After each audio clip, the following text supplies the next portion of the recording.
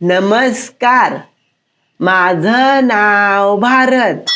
म्हणजे मी इथं भारत म्हणून आलेलो आहे. भारत म्हणजेच हिंदुस्तान, हिंदुस्तान म्हणजेच भारत आणि भारत म्हणजेच इंडिया. आमच्या शेजारी एक भिकारी राहतो. त्याचं नाव पाकीमॉन. म्हणजे मी भारत आणि तो पाकीमॉन. त्याला सुद्धा माझ्यासारखं बनायचं आहे म्हणून तो इथं येणार आहे. आणि तो भिकारी होता. तो आमच्या घरी आल्यामुळं त्यानं पीठ बघितलेलं नव्हतं आणि म्हणून त्यानं डायरेक्ट पिठाच्या डब्यात तोंडच घातलं. मी तुम्हाला आज लोकशाही विषयी 4 शब्द सांगणार आहे, ते तुम्ही ऐकून घ्या. तो तो तो इथे येणार आहे. तो इथं भिकारी तो पीठ. तू असा का आलास? शी घाणेरडा. तर नमस्कार. आदर्श महोदय, पूज्य गुरुजन वर्ग आणि इथं जमलेल्या माझ्या बंधू गपके. आदर्श महोदय, पूज्य गुरुजन वर्ग आणि इथं जमलेल्या माझ्या तमाम बंधूंनो, भगिनींनो आणि मातांनो, आज मी तुम्हाला लोकशाही गणराज्य याविषयी 4 शब्द. भारत, का चिमटे काढतोयस? सर, मला का ओरडताय तुम्ही? अरे तुला बोलवत असेल तो. चिमटा काढला मी, वरून काढला म्हणून तुम्हाला दिसला. तू मारलंस त्या बिचाऱ्याला. सर, मी काय केलंय? तो असंच करतो, खोडा काढतो आणि सॉरी म्हण त्याला. विक्टिम कार्ड खेळतो. सॉरी म्हण भारत. सर, मी का सॉरी म्हणायचं? त्याची चुकी होती. भारत, सॉरी म्हण त्याला. सॉरी. यु नो सर, तुम्ही सारखी त्याची बाजू घेता. यु नो ना. अरे सॉरी म्हणण्यानं काय होतंय? मी परत सुरू करतो.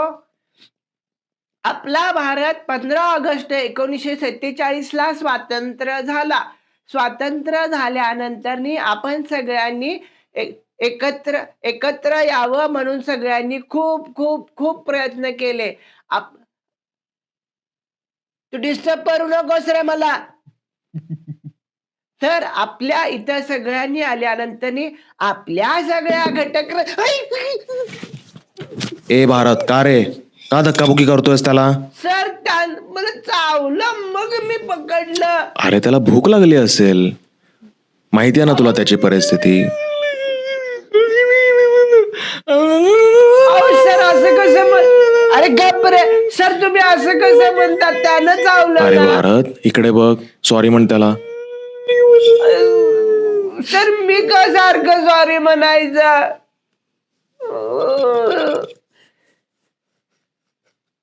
सॉरी.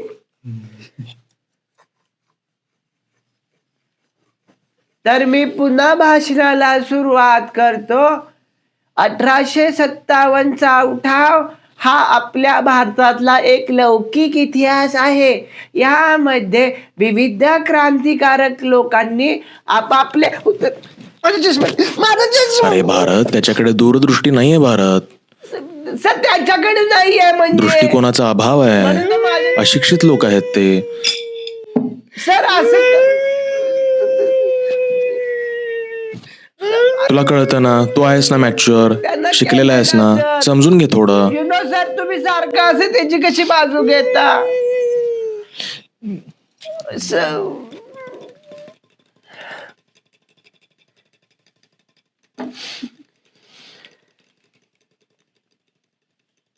ठीक आहे सर.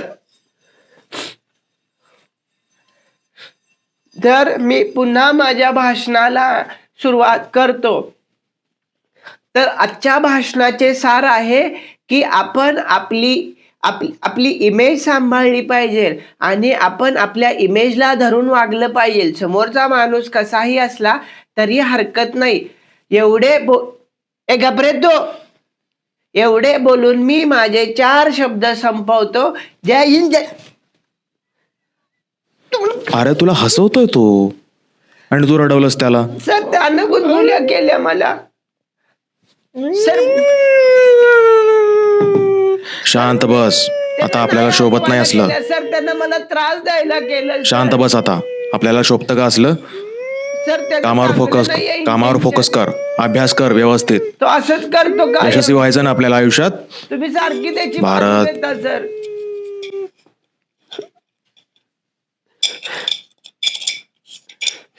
तर माणसाच्या आतली सहनशक्ती ही खूप निदृढ आणि सदृढ असली पाहिजे. सहनशक्ती आणि पेशन्स माणसाला खूप वरपर्यंत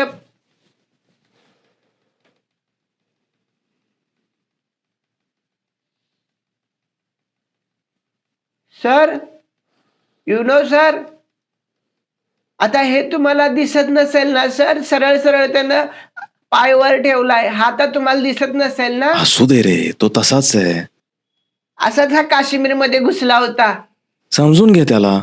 सर. आता मी ह्याची फिलॉसॉफी फॉलो करतो सर.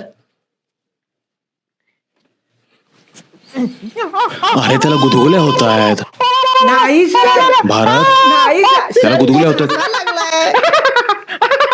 सर तो हसायला लागलाय. सर तुम्हाला दिसत नाही त्याला सर. त्रास होतोय. सर तो हसायला त्रास होतोय. सोड बघू. नाही सर. तो रडत नाहीये. सर तो हसतोय. पाणी आता तुझं पाणीच बंद करतो. बांधच घालतो त्या सिंधू नदीवर.